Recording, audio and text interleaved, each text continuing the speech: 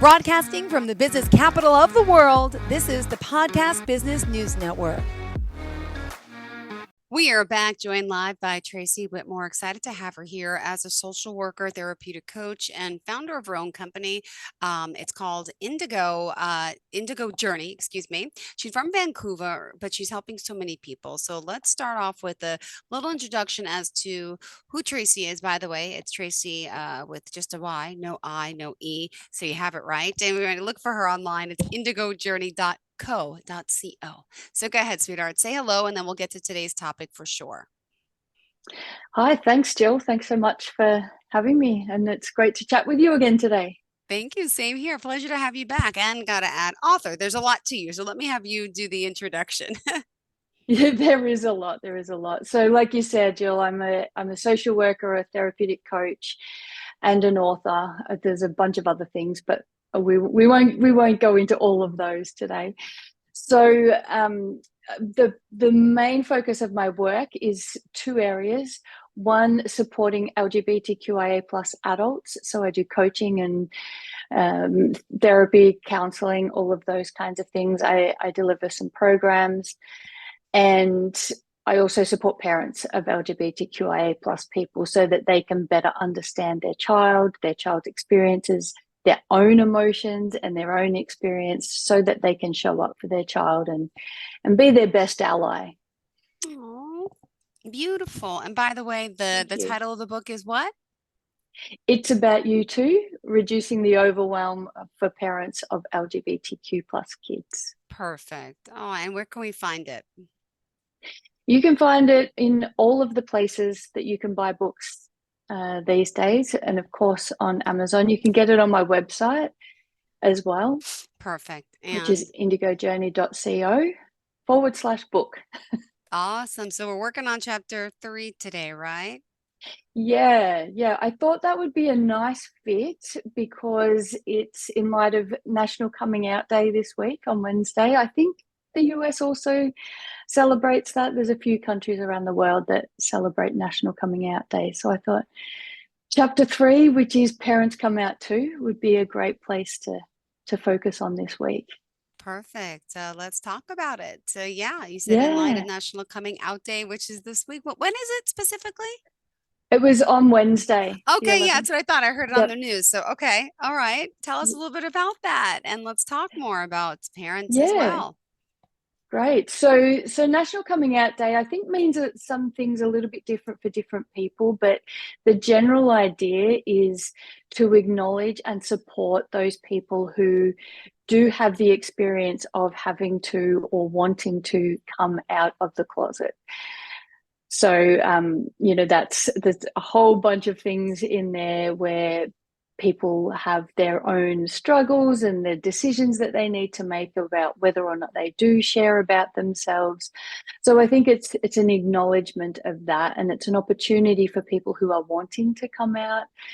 You can come out at any day, on any day, but it's a time, I guess, that there's more focus, there's more awareness, and hopefully more kind and compassionate discussion. Yeah, absolutely. Didn't we talk about that? Did you ever Google the actor that I told you about? Brian Austin I did. Green, by any chance? Yeah. I had a quick look, and I didn't read the whole article. That's okay. It was just about an American actor's son who came out, and he was so supportive of it. So I think that's important too, and inviting people in versus coming out. What's the difference with that? Yeah, so many years ago when I was working with young people, young LGBTQIA plus young people, one of them, well, there's a few of them that talked about it, but one in particular comes to mind who taught me this term, inviting in. And I found out later that lots of people know about it, but it's meaning the same thing. It's sharing about your sexuality or gender identity. However, coming out is, like I mentioned, it's talking about coming out of the closet. So it, for a lot of people, can have a lot of pressure. It can have a feeling of kind of negative connotations around it, like there's something hidden about me that I need to come out and share with the world. Whereas inviting in, to me, when I learned about it, feels so much more comfortable. Like it's really beautiful. I've got a YouTube on it actually. It talks about more about inviting people in that you care about, that are important to you, and sharing something extra about yourself that you haven't shared with them to date. So I feel like it's just much more empowering for people to make that decision of whether or not they want to invite someone in, rather than having to consider coming out and sharing this thing about themselves. Interesting. All right, let's continue. Yeah. So the chapter 3 of my book is talking more about parents coming out, and because parents have to come out too, and for parents, there's a lot of similarities, there's a lot of crossovers in the feelings and experiences that queer individuals have when considering coming out or inviting in. And there's also extra layers to that as well. So what I like to share with parents and talk about, because it's often not acknowledged, parents are left to just kind of manage, and they're told, don't talk about your child's sexuality or gender identity without their permission. You know, there's all of these rules and expectations, which are important, I have to say. But also the extra layers that parents have to consider is some of those rules, which is you cannot come out for anybody else, including your child, without their explicit consent. Because at the end of the day, it's your child that has to live the consequences, whatever they may be, once that's done. And once it's done, it can't be taken back. So making sure that you have your child's explicit consent before you share with anybody. And that, when I say explicit consent, it needs to be for the individual that you're planning on sharing with. So it can't be like, your child said, yeah, sure, you can tell Auntie Jo, and then you assume that means you can tell all the aunties or, the whole extended family. It needs to be about each individual person. And that can get tedious, both for the parent and the individual. Like, when the parent's going, oh, is it okay if I talk to this person? Is it okay if I talk to that person? And as time goes on, there becomes a lot more clarity, but there still needs to be that consent and checking in for people. So I think that's really one of the most important messages to get across, that we make sure we have that permission from kids or from anyone, that goes for anybody. And then the other things that parents need to consider, so not only that they need to have consent, the extra layer for parents, in addition to what the individual has to experience, is that when you're deciding whether or not you share and you have consent, you then have to consider how this is done and when this is done, which the individual also needs to consider. However, all of those things impact your child, and you don't know exactly what your child is thinking or feeling or experiencing unless you have really open communication about that. And so, you've got your own feelings, but I know parents often worry about if their child's okay, and feel that level of need to protect their child. So whereas their child knows how they feel in any given moment, and knows whether or not they need to be protected or want to be protected, or want a layer of distance between the coming out process or not with people. So it can add a lot more complicating factors, I think, for parents. And of course, that's not to minimize the individual's experience. It's just, a different layer for them that they need to go through. And Yeah. at this time, we just got to remind everyone of how we can reach you. Would you mind sharing? Yeah. Yeah. So my website, indigojourney.co, no M on the end. And I'm on Instagram, YouTube, Facebook, LinkedIn, and it's tracy.indigojourney. It's Tracy, like you said, Jill, before. No I, no E. Yeah, yeah, yeah. All right. What other things do we need to consider about these boundaries and different scenarios? Yeah. So the boundaries that I talk about with parents is, both between themselves, so having their own boundaries around the communication with other people and having boundaries with their child.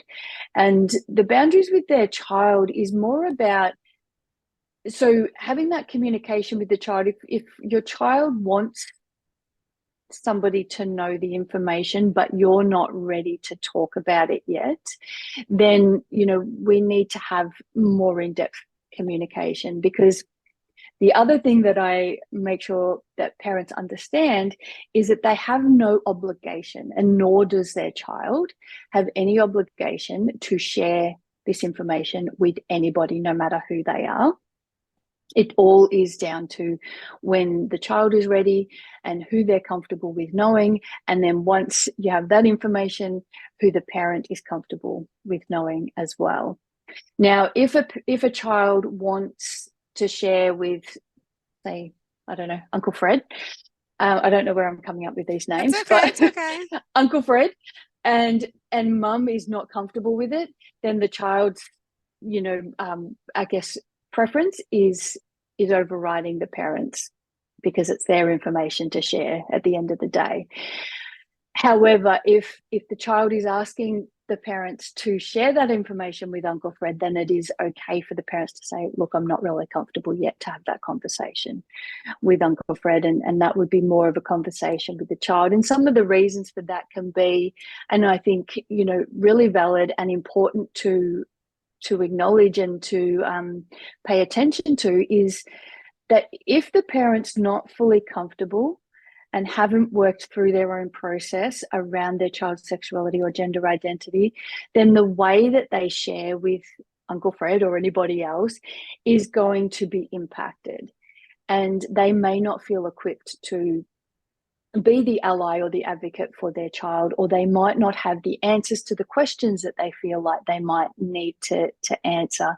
And so then that can make the whole situation a lot more difficult, and sometimes, the outcomes are not as good. So that's one thing that I, talk about, those boundaries. I mean, there's a whole bunch of things depending on each individual situation, and that's a topic of conversation that I go into in my coaching programs, or if I'm just working one-on-one with people, is like, how do we set those boundaries, or how do we figure out what they are first? What makes you feel the most comfortable, and then how do we communicate those and stick to them?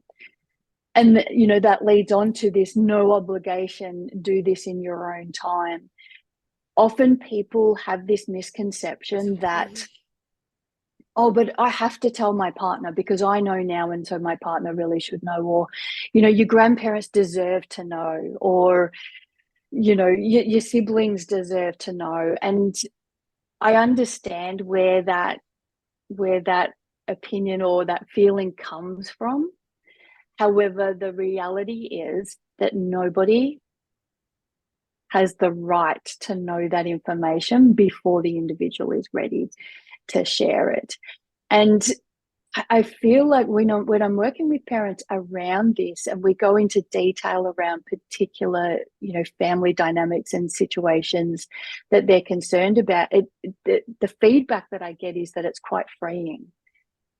And the same as when I'm working with LGBTQA plus individuals, they're often feeling this pressure. Oh, I've told this person, so I really have to tell this other person. And again, whilst I understand that that feeling, that need, it's also not true. Nobody has a right to that information until an individual is ready. And that includes, the parent doesn't have to, so that person can have the information if your child is ready, but a parent is not, there isn't an obligation on a parent to share that information until they're ready and comfortable. And when I'm working with LGBTQIA plus individuals and they're talking about wanting their parent to share the information, say with grandma or, you know, extended family, and they're frustrated because their parents are saying no or not yet or are not comfortable and they're struggling with it, then I work with them to also be able to understand that it's in their best interest as well if their parent waits until they are, I guess, better equipped to have those conversations.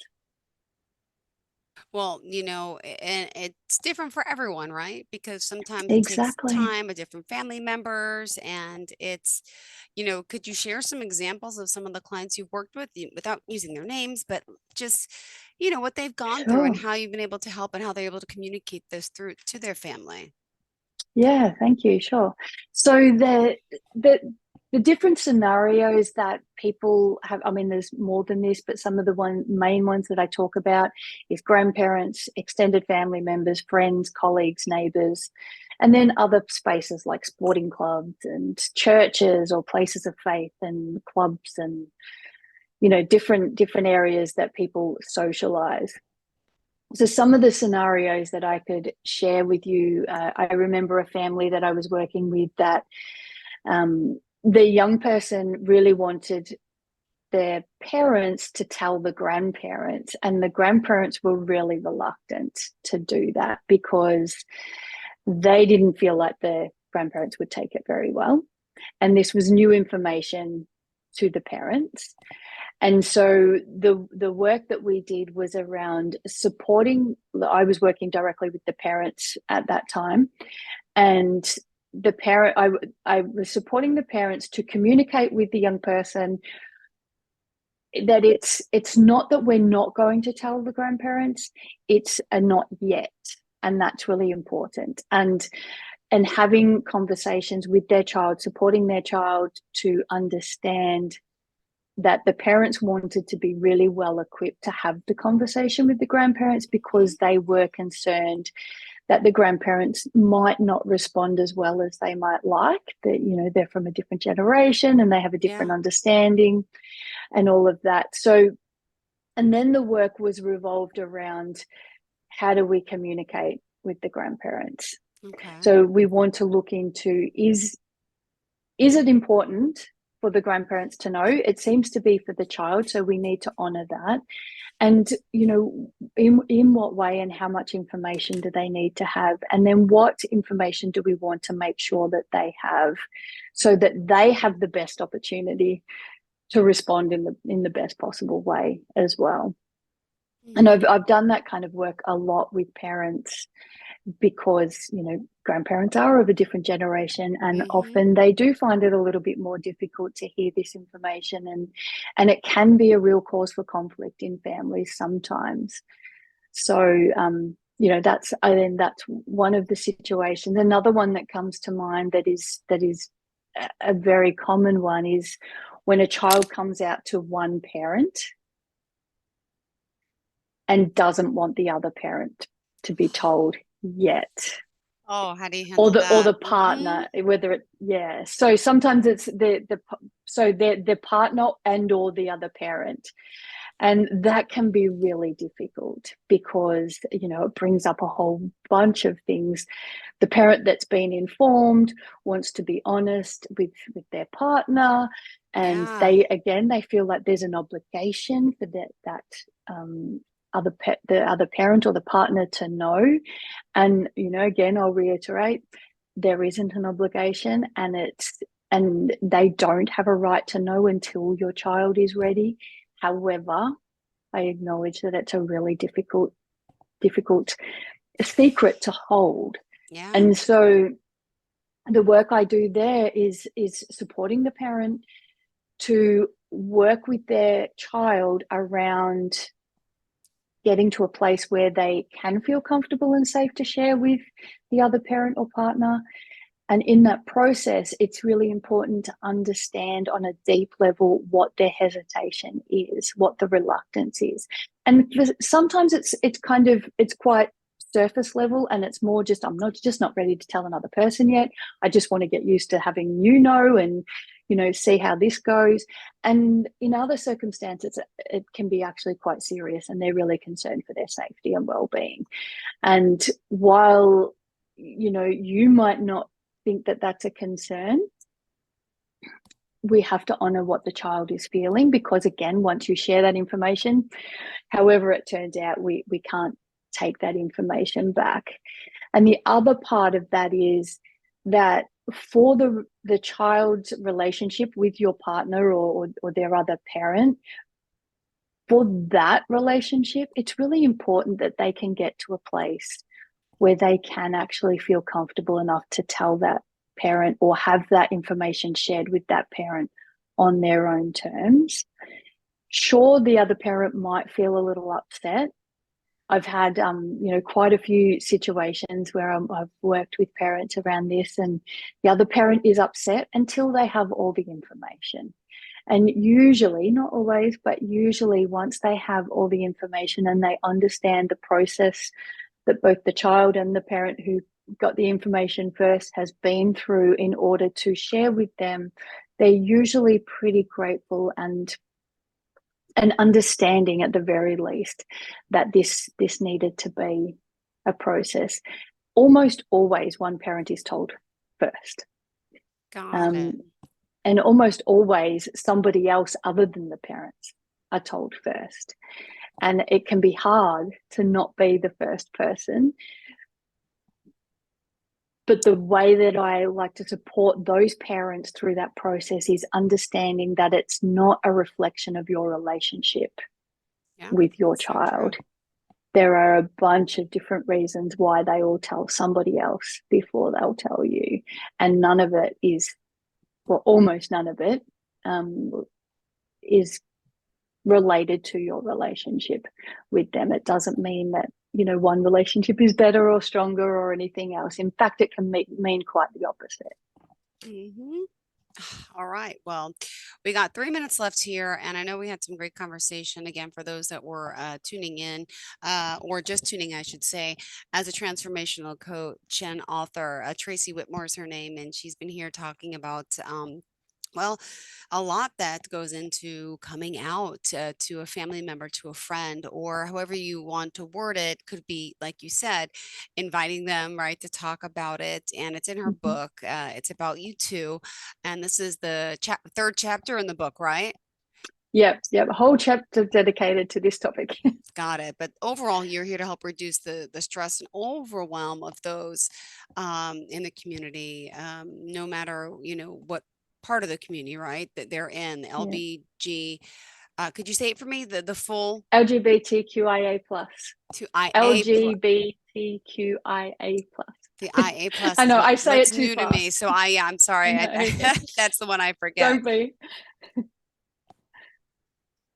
So again, her book, indigojourney.co, and you can go there and also get the book as well. And did you want to share any other insight for our last 2 minutes together? Yeah, thanks, Jill. So I offer a variety of programs, from entry level, that is just teaching the foundations and the basics around sexuality, gender identity, what that means for your child, what it means for you as a parent, right through to a program that I spoke about last time, which is Reconnecting Families, which supports parents to really dig deep into what they're feeling and experiencing so that they can learn about their child's experience, but more so about their own experience, and work through any of the struggles and some of the underlying things that might be fueling some of their struggles or their avoidance or reluctance to have conversations and all of those things. So they eventually get to the end of that program fully celebrating and embracing their child for exactly who they are. And it makes such a big difference in families. So there's a whole range of programs that I offer, and as well as a program called Transform Your Heart, which is for anybody. So whether you're part of the LGBTQIA plus community, whether you're a parent or whether you're not connected as far as you know at all, that's more about connecting with self on a deeper level. Well, thank you so much for being here again, Tracy. Remind us how we can reach you. Yep, so you can reach me at indigojourney.co with no M on the end. And that's my website, and my book's also available there. And Instagram, Facebook, YouTube, LinkedIn, tracy.indigojourney. Perfect. Thank you so much. Pleasure having you back, and have a Thanks so fantastic much, day Jill. and enjoy your weekend. Thank you again. Thank you. Are you looking for even more of the podcasts and hosts that you love? The Podcast Business News Network is proud to announce that you now have even more ways to listen live. Check out the MyTuner Radio, online radio box, and Simple Radio apps on iOS and Android, or find us online. Search for Business News Network on mytuner-radio.com, or search Podcast Business News Network on streama.com and onlineradiobox.com/US. Take your podcast on the go and don't miss a minute of the action.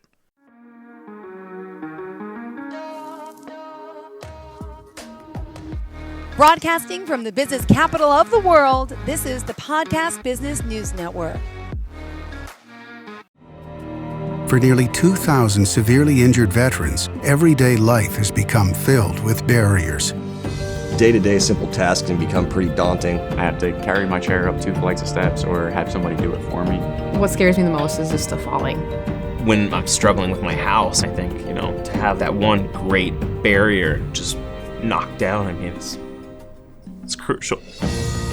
Home for Our Troops is a wonderful nonprofit that builds a mortgage-free, fully adaptive, handicap-accessible house. And there's no catch. It'll be our very first home that we've ever owned. This is a game changer. This is where your life begins again.